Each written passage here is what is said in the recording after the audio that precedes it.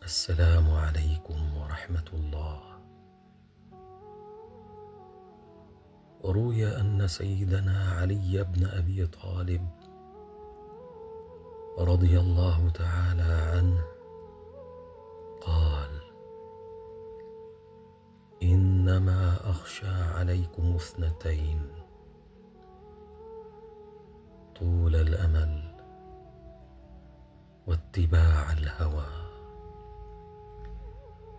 فإن طول الأمل ينسي الآخرة، واتباع الهوى يصد عن الحق.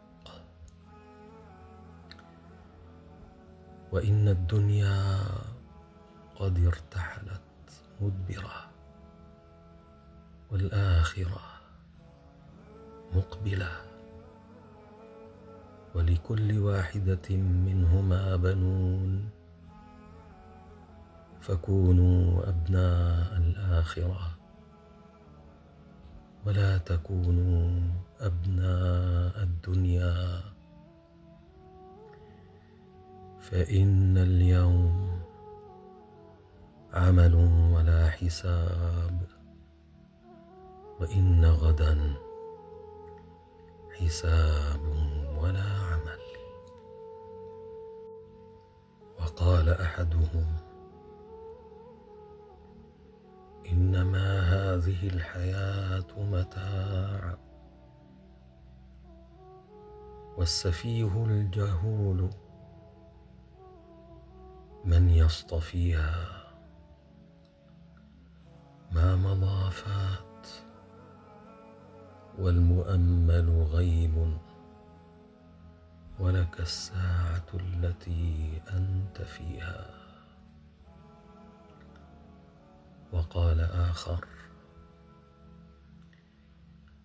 مضى الدهر والأيام والذنب حاصل، وجاء رسول الموت والقلب غافل. نعيمك في الدنيا غرور وحسرة، وعيشك في الدنيا محال وباطل.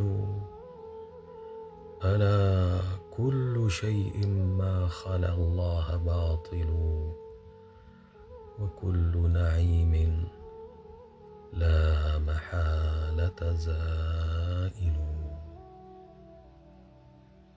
اللهم توفنا مسلمين، وألحقنا بالصالحين. اللهم نسألك التوفيق والإخلاص ودوام النعم وحسن الختام.